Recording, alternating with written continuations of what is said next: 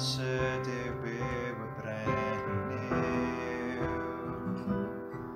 llawenydd yr holl hyd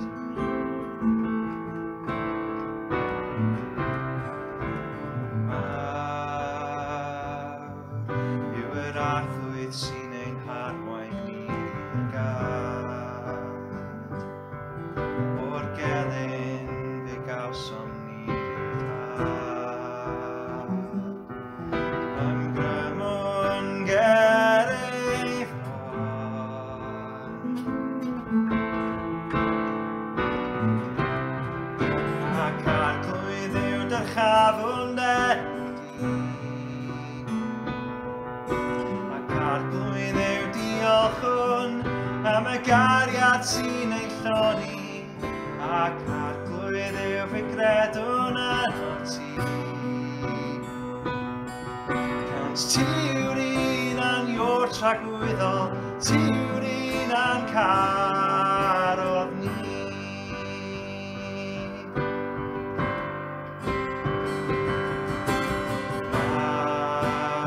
yw yr arglwydd a ffeilwn o fawr yn dinasoedd yw byw y brenin llawenydd yr holl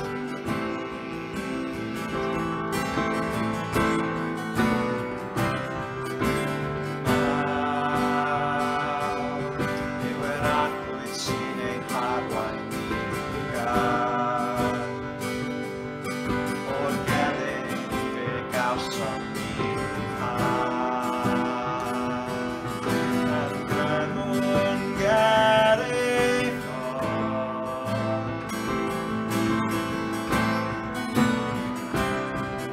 ac arglwydd yw dyrchafwn ac arglwydd yw diolchwn am y gariad sy'n ei lloni ac arglwydd yw fy gredwn yn o ti Cant ti yw'r un a'n yw'r tragwyddol ti yw'r un a'n carodd ac arglwydd yw dyrchafwn ac arglwydd yw diolchwn am y gariad sy'n ei lloni ac arglwydd yw fy gredwn yn o ti Cant ti yw'r un a'n yw'r tragwyddol ti yw'r un a'n carodd ni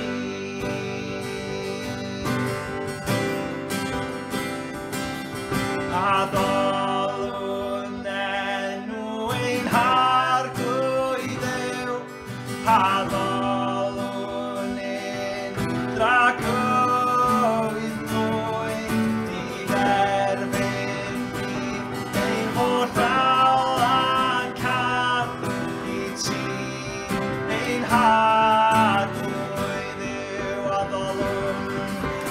ddolwn enw ein harglwydd yw a ddolwn ein dragoedd mwy diderfyn bydd ein holl fawl a'n cam i ti ein harglwydd yw i ti ein harglwydd yw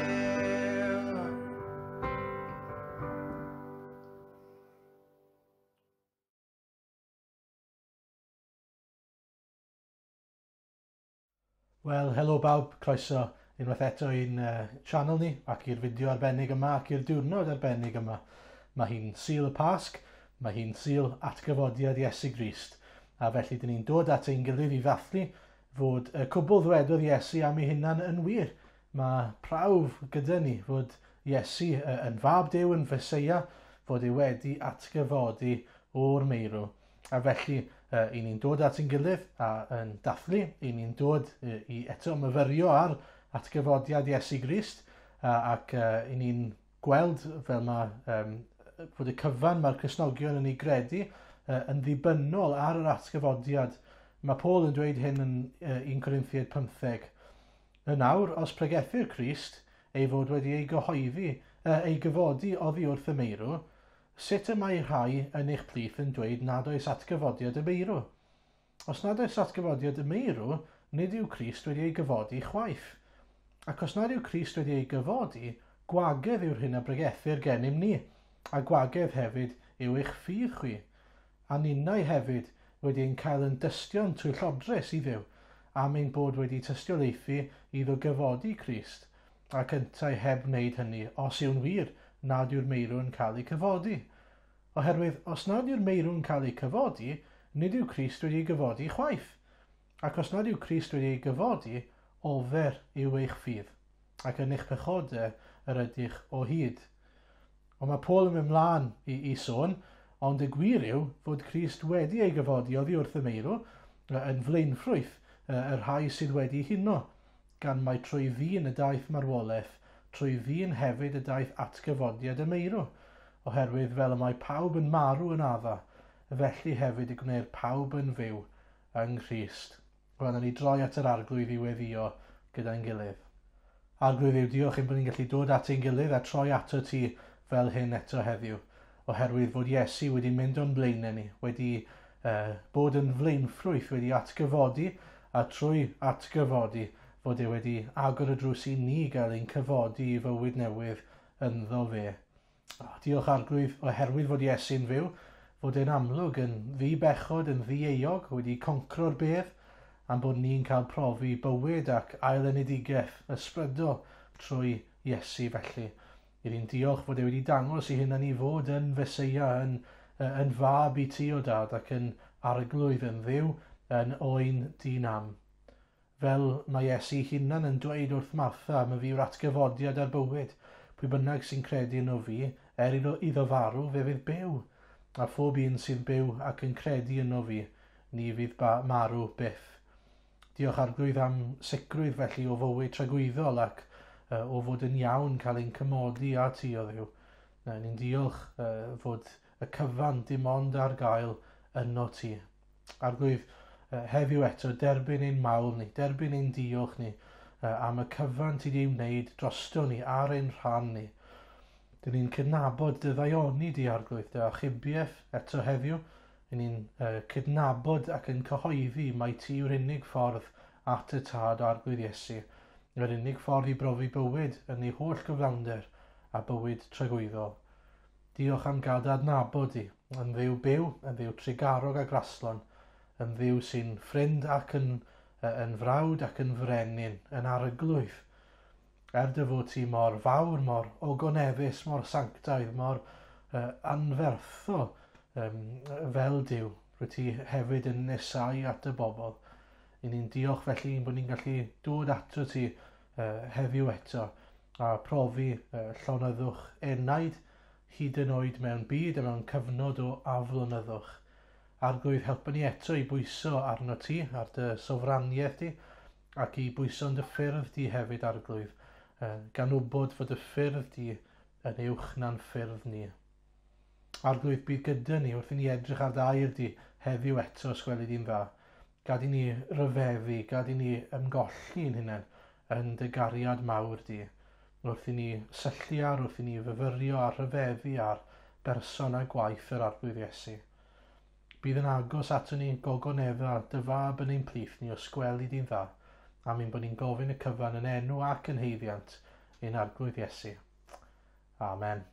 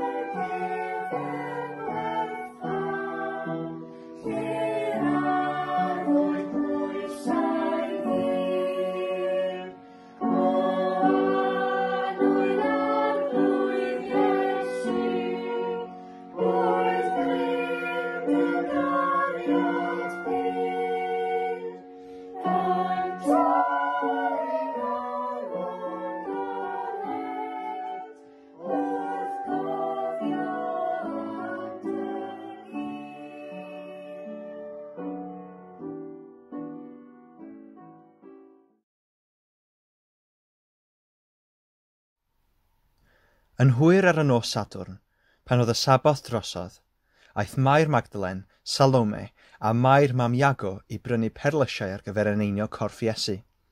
Yna'n gynnar iawn ar y bore Sul, pan oedd hi'n gwawrio, dyma nhw'n mynd at y bedd.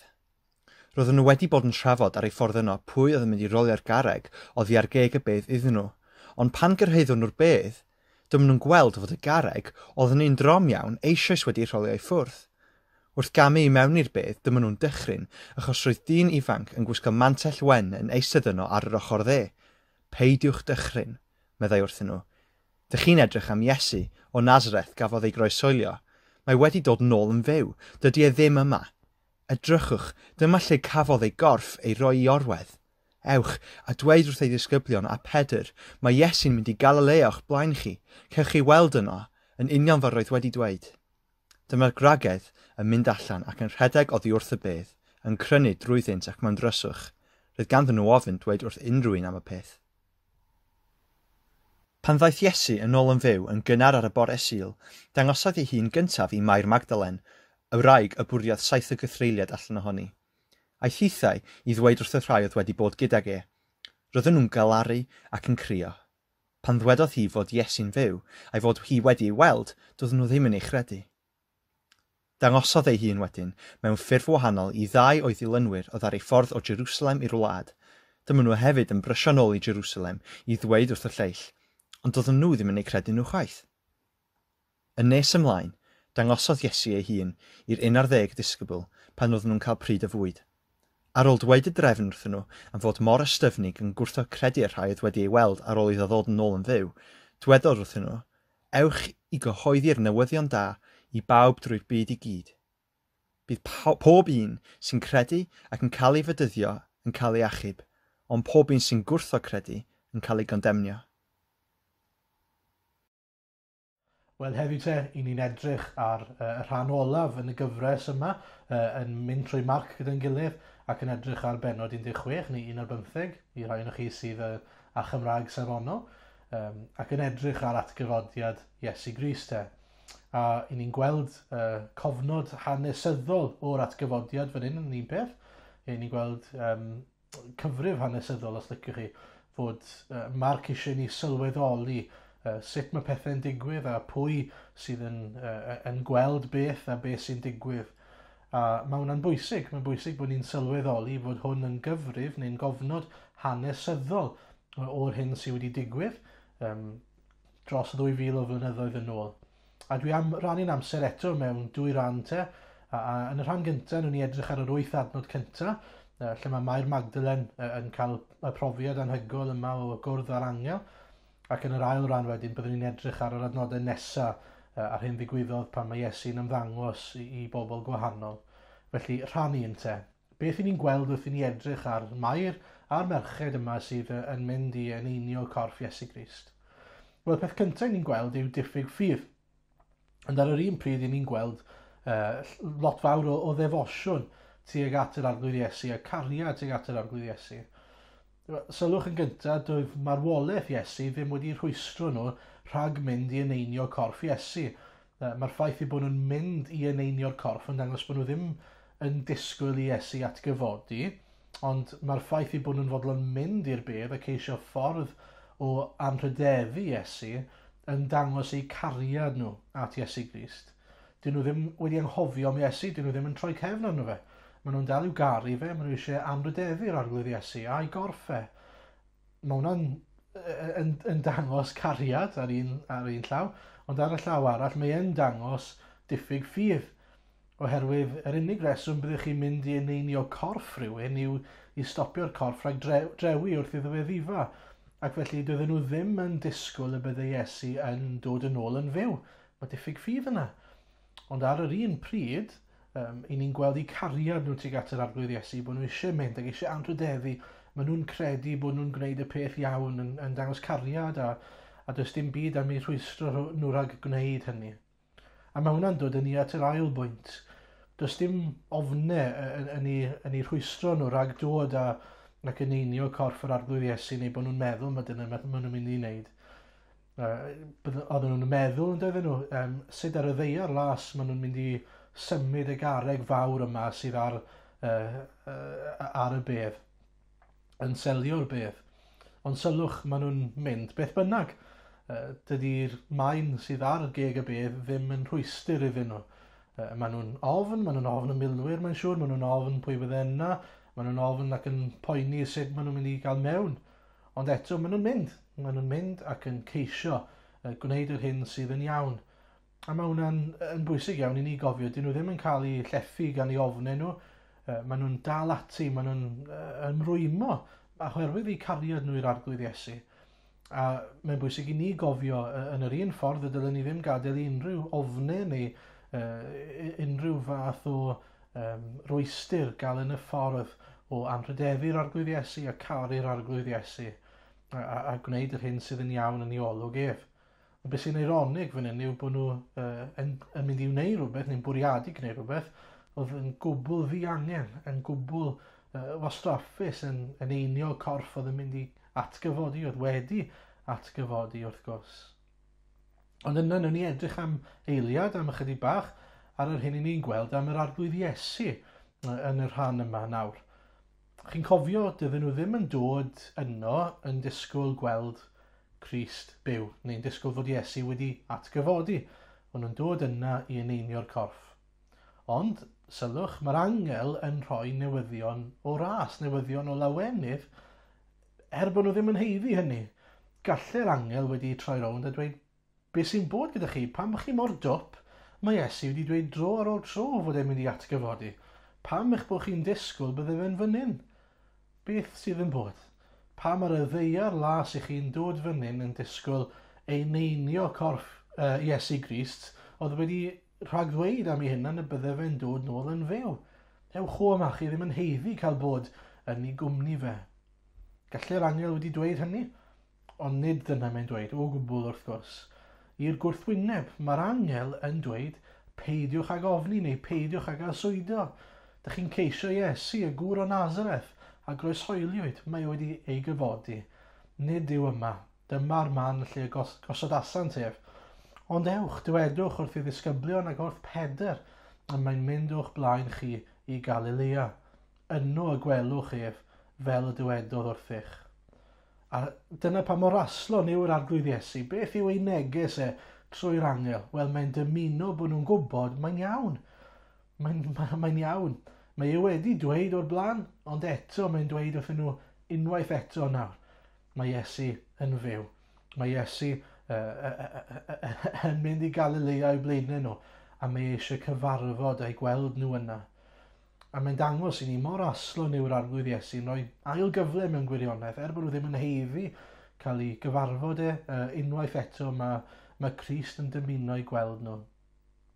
A falla'ch bod chi fel yna, falla'ch bod chi tro cyntaf y clywsoch i'r efengyl neu tro cyntaf y clywsoch i Iesu yn siarad gyda chi neu'r ysbryd yn eich procio chi, bod chi ddim wedi ildio Iesu, bod chi ddim wedi gwrando ar y tro cyntaf.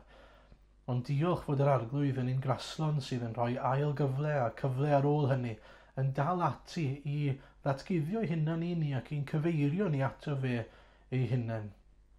Yn Efengyl Marc, un o'r pethau dyn ni wedi gweld yw taith Seimon Pedr wrth iddo fe ddod i ddeall mwy a mwy am yr arglwydd Iesu. A mae'n rhyfeddu fi mor bell i ffwrdd mae'n ymddangos ar y dechrau. A mae Iesu'n dweud yr un pethau bob tro, ond yn araf bach mae'n dod yn Marc 8, edrychwn ni ar ddydd Sul, bod Seimon Pedr yn gweld mae Iesu yw'r Meseia, a'r peth nesaf mae'n cyrryddu Iesu, oherwydd bod Iesu'n dweud fod rhaid iddo fe farw. Felly mae'n gwybod fod Iesu'n Feseia, ond nid pa fath o Feseia. Dyw e ddim cweit i deall pa fath o Feseia yw e, a beth mae wedi dod i'n wneud. A mae'r daith yma'n parhau hyd yn oed nes y diwedd lle mae Pedr yn gwadu Iesu, gwadu nabod Iesu, deir gwaith. A mae'n dangos i ni sut mae Iesu'n parhau i weithio gyda trigarhau a bod yn raslon at rai sydd mor araf i droi a credu ac ildio i'r arglwydd Iesu, a credu'n llwyr ynddo fe. A mae hwnna'n dod â ni at y pwynt ola yn y rhan gyntaf yma. Gras Iesu Grist tuag at Pedr yn enwedig. Fel o'n i'n sôn, mae Mair yn profi gras Iesu wrth iddi sylweddoli fod Iesu dal yn fyw a bod dim angen eneinio ar yr arglwydd Iesu. A un o'n hoff adnodau fi ar adeg y Pasg yw adnod 7. Ond ewch, dywedwch wrth ei ddisgyblion ac wrth Pedr y mae'n mynd o'ch blaen chwi i Galilea, yno y gwelwch fel y dywedodd wrthych. Nawr, pam bod hwnna'n un o'n hoff adnodau fi? Wel, oherwydd mae Iesu yn hel yr angel yma i roi neges i Mair, i basio ymlaen i'r disgyblion, ond i'r disgyblion a i Pedr. Fod e'n un o'r disgyblion, mae'n pwyntio allan yn glir iawn. Dwi eisiau fod Pedr yn gwybod fy mod i'n fyw a mod i eisiau ei weld e.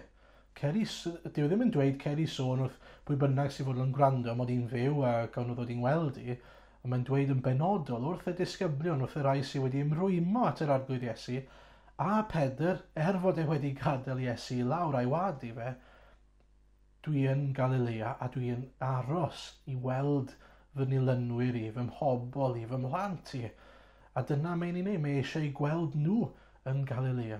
A Dychmygwch sut oedd hwnna'n teimlo pan oedd Pedr wrth iddo fe mwy na thebyg fod yn just yn wylo yn ei ogrwydd ei hunan yn gwybod beth oedd e wedi gwneud cyn y croesoelio, ac ar ôl y croesoelio just yn dal, mae'n siŵr, yn galaru ac yn wylo yn ganol ei ogrwydd, fod e nawr yn clywed y newyddion hyfryd yma. Mae Iesu wedi dy enwi di, wrth dy enw di, mae'n dymuno i ti gael dod ato fe a'i weld e unwaith eto. Dychmygwch beth oedd hwnna'n teimlo fel, gwybod fod yr arglwydd eisiau ei weld e, fod e'n gwybod fod yr arglwydd yn ei faddau fe. A mae hwnna'n dangos i ni maint cariad a tosturi yr arglwydd Iesu tuag at Pedr a tuag at y Cristion. Mae'n wir i bob un ohono ni, mae'n ddarlun i ni o mor hyfryd mae'r arglwydd yn bod tuag ato ni a'r ffordd mae'n ein trin ni. Mae e wir wedi eisiau Pedr wybod bod e wedi ei faddau a bod e wedi anghofio hynny. A fel Pedr neu Thomas, ni'n gallu troi cefn ar yr arglwydd Iesu, ni'n gallu gwadu Iesu, ni'n gallu ame bod yr hyn mae Iesu'n dweud yn wir. Ond yr un peth mae Iesu'n dweud wrthyn nhw ac wrthon ni, edrychwch arna i, edrychwch ar fy nwylo fi, edrychwch ar y tyllau yn fy ystlys i, ac i ni te, edrychwch ar y gair, edrychwch ar yr hyn dwi'n ei ddweud wrthoch chi yn y Beibl. Dwi'n fyw a dwi'n dymuno i chi fod gyda fi, i chi fy nabod, i fy ngweld i fel yr hyn ydw i. A felly ar ddiwedd y rhan gyntaf yma, beth am i chi ystyried, wel ydych chi wedi gweld yr arglwydd Iesu am yr hyn yw e. Nid yn gorfforol, ond drwy y gair, yn y gair, fel yr un mae'n datguddio ei hunan i fod i ni, sef y Meseia sydd eisiau maddau ein pechodau ni, sydd wedi concro'r beth, sydd yn fyw heddiw, ac sydd yn dymuno i'n adnabod ni. O dyna ddiwedd y rhan gyntaf, gawn ni ganu ac yna ddod ni nôl ar gyfer rhan 2.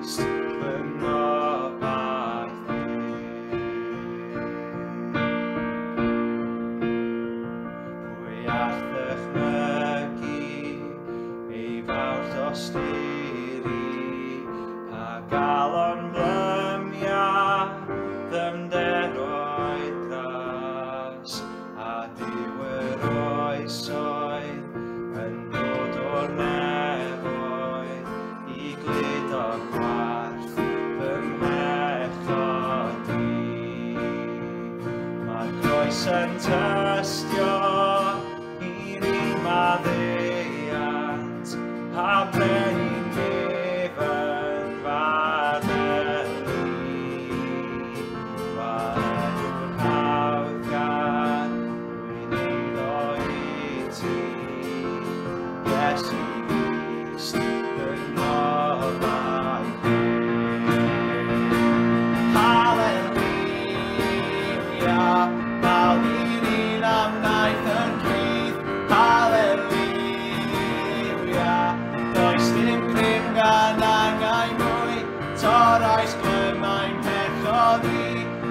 Chawdwriaeth daeth i mi, Iesu Grist yn nofaith byw. Halleluia, fel i'r un am wnaeth yn rhydd. Halleluia, does dim rhywun gan angau mwy, torrais glemau'n pechod i, iachawd Iesu Grist, fy nobaith byw. A daeth y bore i selio'r geiriau, ath gorffen codi i fyw byth mwy. O ddyfnder tywyllwch, daeth rhylliw Jiwda, gan goncro angau am meddi. Ar wal y bore, sefyll y eiriau, ath gorffen codi i fyw byth mwy. O ddyfnder tywyllwch, daeth rhylliw Jiwda, gan goncro angau am meddi. Iesu ti nawr sy'n benigol.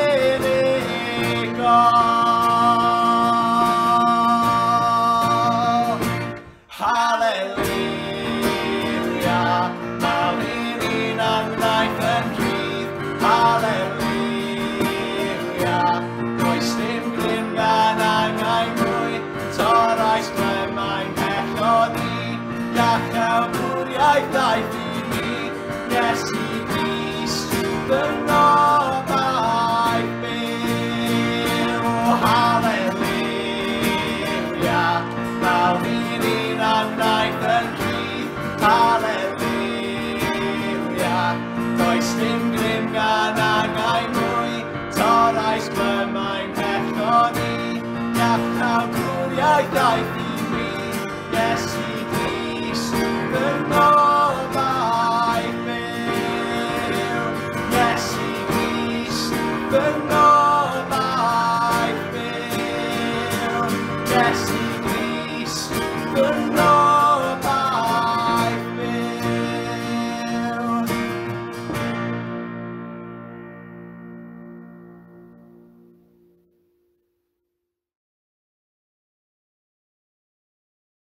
OK, wel, rhan 2 nesa, a bydd hwn ychydig bach yn fyrrach ac yn dod â ni at yr hyn dyd ni'n darllen yn yr ail ran yn y darlleniad. A'r peth cyntaf eisiau edrych ar yw sut mae Crist yn ymddangos. Mae'n gwneud pwynt, mae Marc yn gwneud pwynt o ddangos i ni deirgwaith fod Crist yn ymddangos yn y darlleniad. Ni'n darllen ymddangosodd yn gyntaf i Fair Magdalen, wedyn ymddangosodd mewn ffurf arall i 2 ohonynt ar y ffordd i'r maes, ac yna ymddangosodd i'r 11. A mae'n ar ddechrau bob paragraff allan eich Beibl chi'n neud yw gymal ymddangosodd. A'r pwynt te, wel, mae Crist wedi ymddangos, mae wedi dangos ei hunan i'w ddilynwyr fod e'n fyw.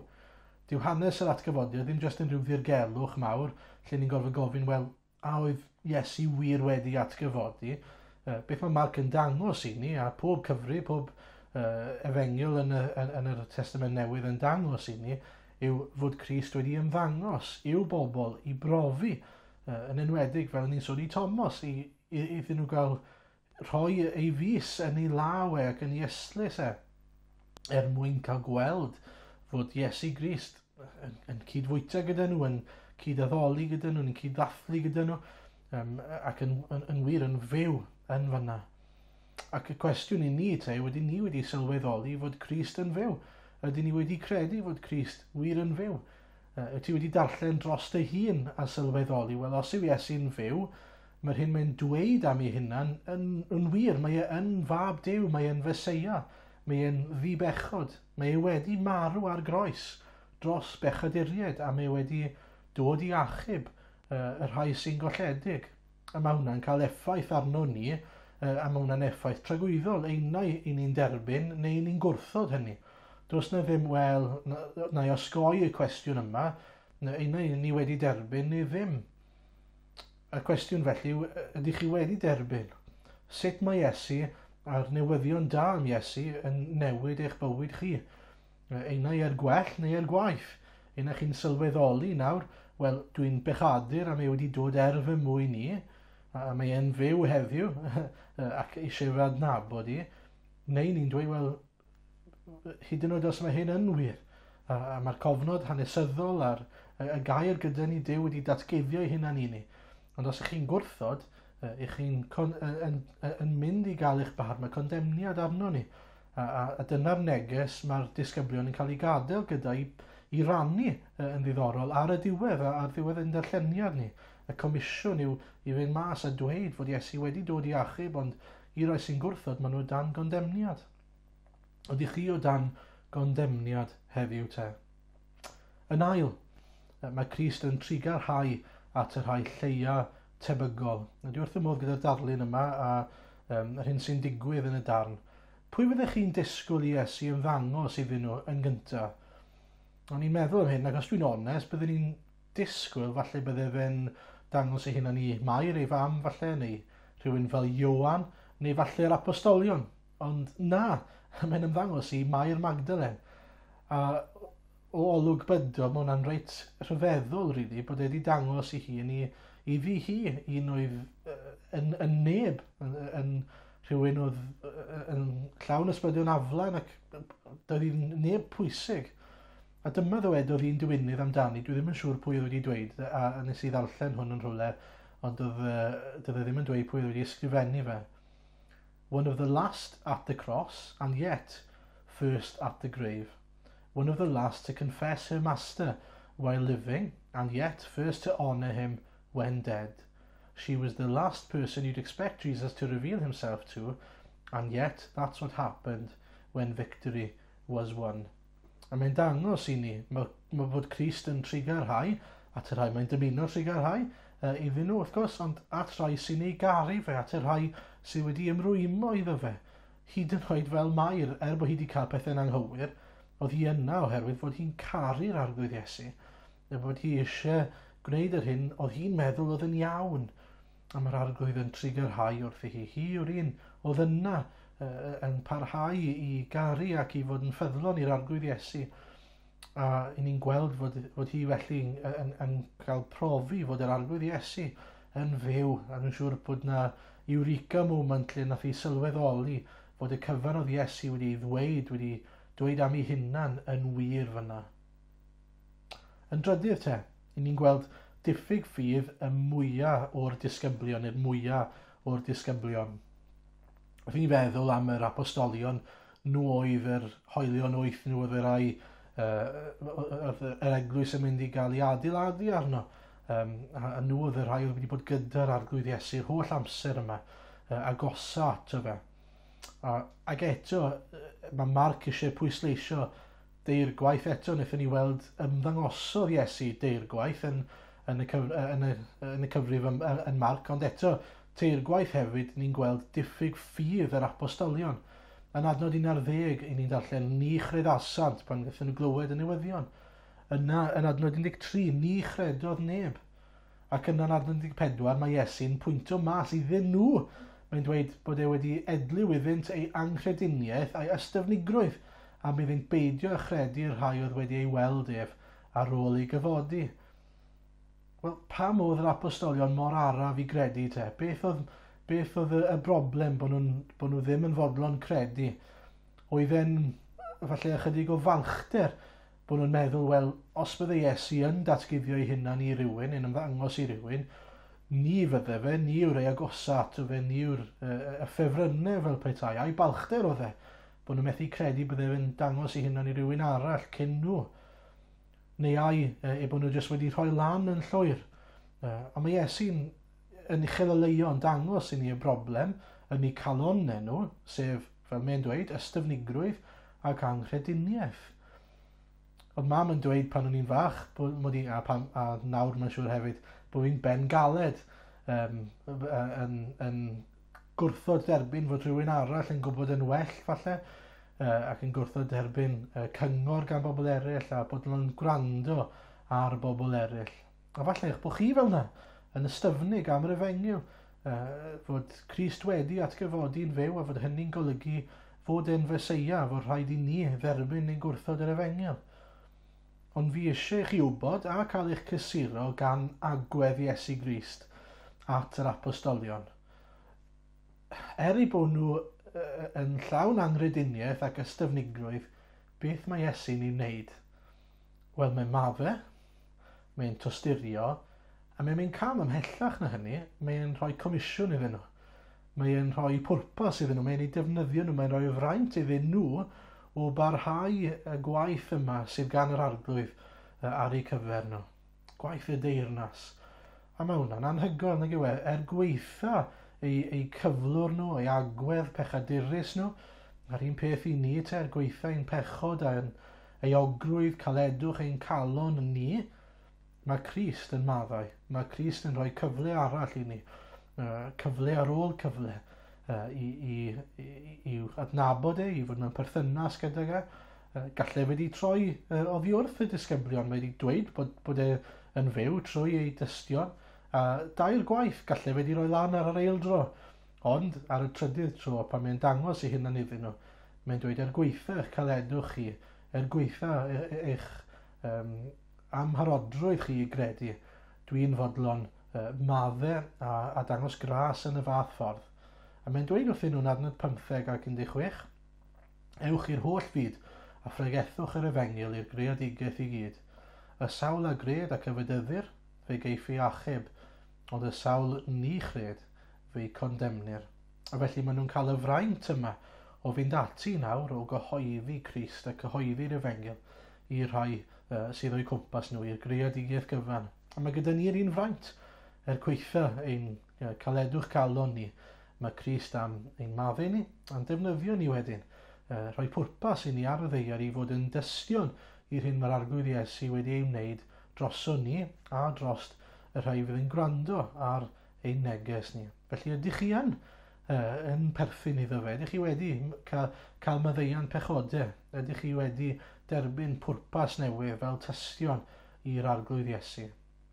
Ac i orffen te, dwi am eich gadael chi gyda 3 pheth i'w ystyried a myfyrio arnyn nhw wrth i ni dreulio gweddill y diwrnod yn myfyrio ar yr arglwydd Iesu. A meddwl, wel, fod ni wedi edrych ar yr atgyfodiad fan hyn, nid dyna diwedd y stori.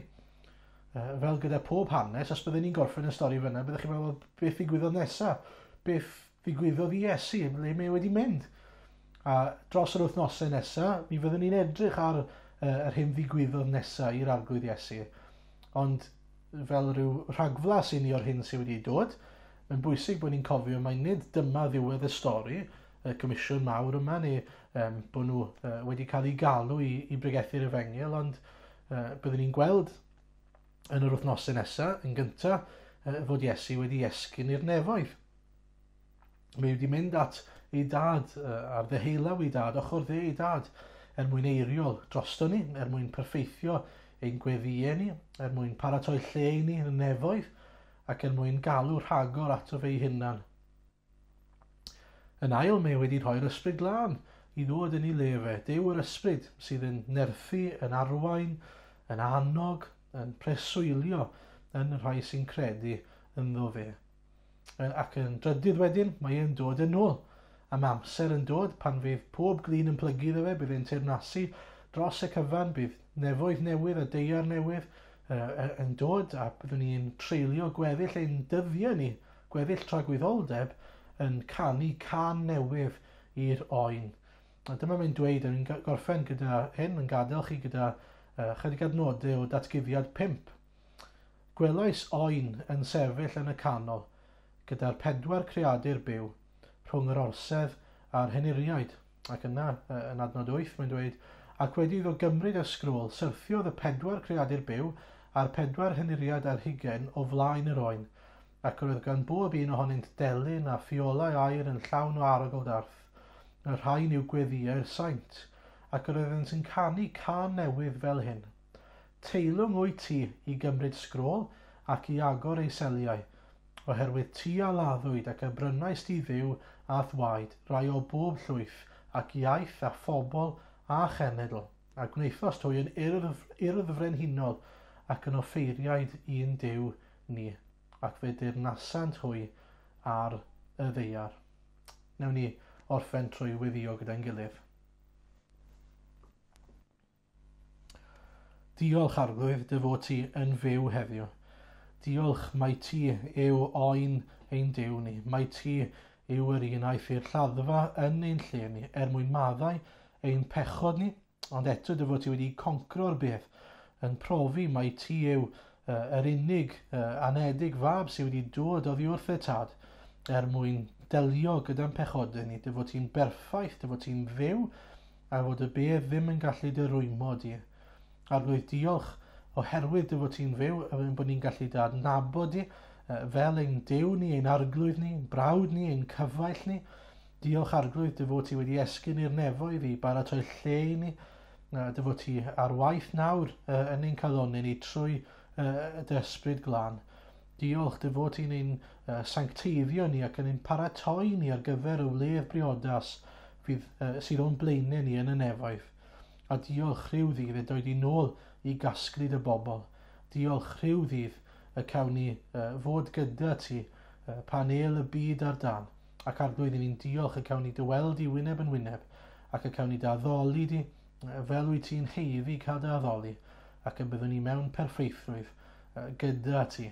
Arglwydd, helpa ni i ymddiried yno ti, helpa ni gredu yno ti os nag ni wedi gwneud hynny eto. Ac arglwydd, helpa ni os yn ni eisoes wedi dod i dy adnabod i dy fawrygu di, i dy ogonefu di. Arglwydd, teilwng yw yr oen. Arglwydd, helpa ni i ganu'r gan yma. Nid yn unig heddiw wrth i ni fyfyrio ar yr atgyfodiad, ond am dragwyddoldeb o heddiw ymlaen, arglwydd. Mae ein can ni, mae ein ymffros ni yw Iesu Grist a'i groes a'i atgyfodiad, a fod dim byd arall yn dod cyn hynny i ni. Ti yw ein trysor ni, arglwydd. Felly derbyn ein mawl a'n diolch ni ar gogoniant a mawl i dy enw di. Amen. Diolch am ymuno.